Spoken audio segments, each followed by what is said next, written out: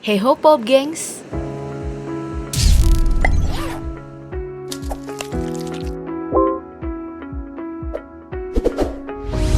Kalau hari ini kamu berbuat baik ke orang dan kamu jadiin konten, maaf, kebaikan kamu palsu. Mungkin alasanmu biar jadi contoh ke orang-orang. Ya nggak perlu dicontohin kali, orang kalau emang niat mau nolong, bakal nolong kok. Itu cuma alasan kamu aja, biar dapet apa? Biar dapet ini. Tonton video ini dan belajarlah kebaikan dari mereka.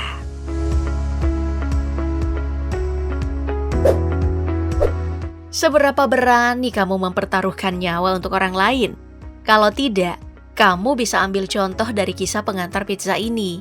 Ia dengan gagah beraninya masuk ke dalam rumah yang kebakaran untuk menyelamatkan penghuni rumah. Dan ia berhasil.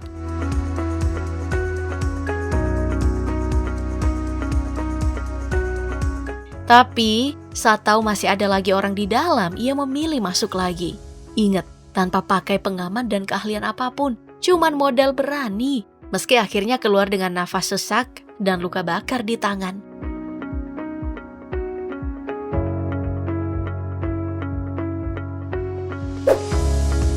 Di Mianyang, Cina, kamera CCTV pun berhasil merekam momen yang sangat mengharukan. Seorang kakek tua dengan tongkat di tangannya sedang menyeberang jalan. Sangat lambat. Mungkin kita yang mengalami ini gak peduli atau justru bakal dongkol. Justru, mereka memilih menunggu kakek ini dengan sabar. Sampai seorang polisi lalu lintas datang menolong dan menggendongnya ke seberang.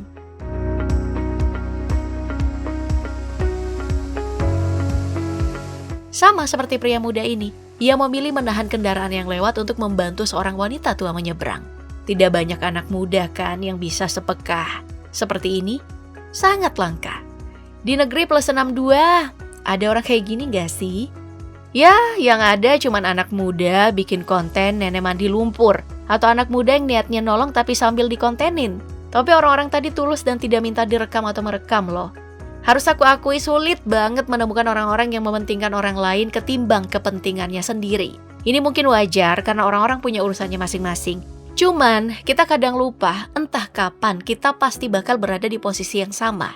Contohnya wanita tua ini, tidak ada yang menolongnya. Orang-orang yang menyeberang juga nggak peduli. Pengendara di jalan juga nggak peduli. Kecuali satu, pengendara mobil kuning ini. Ia memblokir jalan pengendara lain biar wanita tua ini bisa lewat. Aku cuma mau bilang kebaikan yang kita lakukan bergantung dari niat kita apa.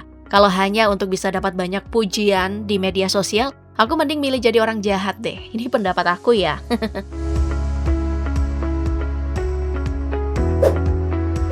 Dan juga, apa berlebihan kalau aku menyebut mereka malaikat penolong? Menurutku sama sekali enggak ya. Malaikat penolong itu selalu muncul dari orang-orang yang tidak terduga. Memilih bertaruh nyawa, mengesampingkan kesibukan untuk orang lain. Bahkan kalau itu cuman seekor anak kucing liar, keselamatannya nggak boleh dikesampingkan. Aku salut deh sama kakak ini. Menurut kita sepele ya, tapi mungkin tidak dengannya. Ia sadar, seekor hewan juga punya kesempatan untuk tetap bisa hidup.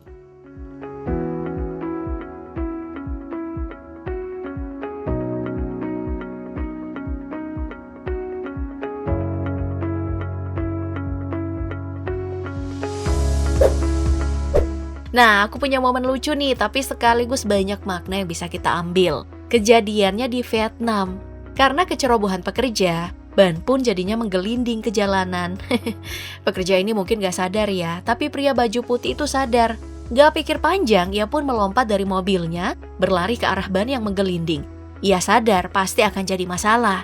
Jadi si pria baju putih itu melepaskan tendangan terbangnya. Dan itu bener sangat tipis, setipis tisu. Bahannya hampir aja mengenai seorang pengendara motor. Tuh.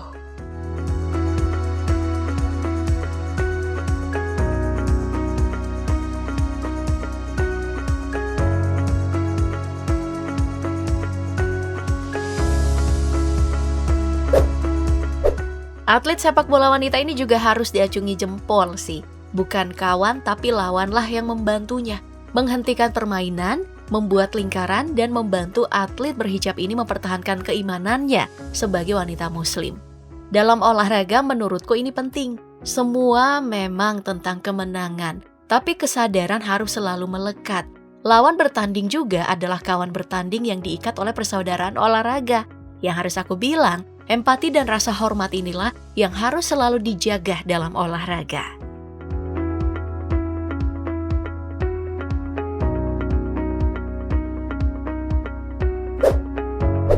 Ingat juga, setiap kebaikan kecil yang kita lakukan, aku yakin pasti sangat berarti untuk orang yang tepat. Video ini nih misalnya, mungkin hanya sebuah kaos, tapi lihat kebahagiaan yang orang ini luapkan. Haru, gak dibuat-buat. Seperti yang gue bilang tadi, bisa jadi barang berhargamu hari ini justru lebih dibutuhkan oleh orang lain. Aku kasih contoh yang lain ya. Di pertandingan baseball ini ada anak yang girang karena dapat bola dari idolanya. Sekaligus ada anak yang sedih karena bukan dia yang dapat bolanya. Tapi coba perhatikan, ada yang memberikannya bola yang mungkin sebenarnya juga mengharapkan bola itu.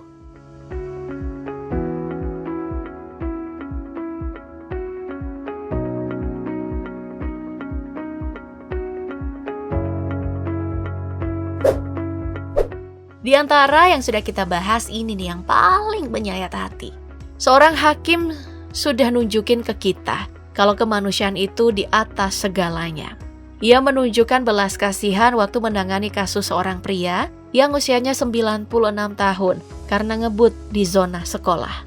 Ia tersentuh karena ternyata tujuannya mengemudi untuk mengantar anak laki-lakinya yang usianya 63 tahun berangkat cuci darah. Hakim menilai di usianya yang senja, ia bisa tetap perhatian kepada keluarganya.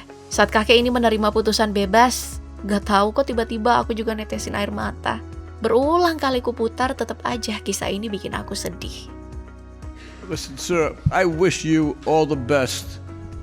I wish the best for your son, and I wish you good health, and your case is dismissed. Good luck to you and God bless you. Thank you. Sebenarnya aku tidak menolak konten yang sifatnya hal-hal baik ya. Yang kutolak sebenarnya adalah konten yang ngejual kesedihan untuk popularitas. Nih, aku nggak nolak ya, misalnya konten dari Pandawara Group. Mungkin ada yang bilang gimmick, tapi menurutku nggak masalah, karena toh imbasnya lebih banyak kan yang merasakannya. Akhir kata, aku ingin meminjam kutipan ini. Remember, Jesus said, truly what you have done for them, you have done for me. Terima kasih karena Tuhan masih menciptakan manusia-manusia baik di bumi.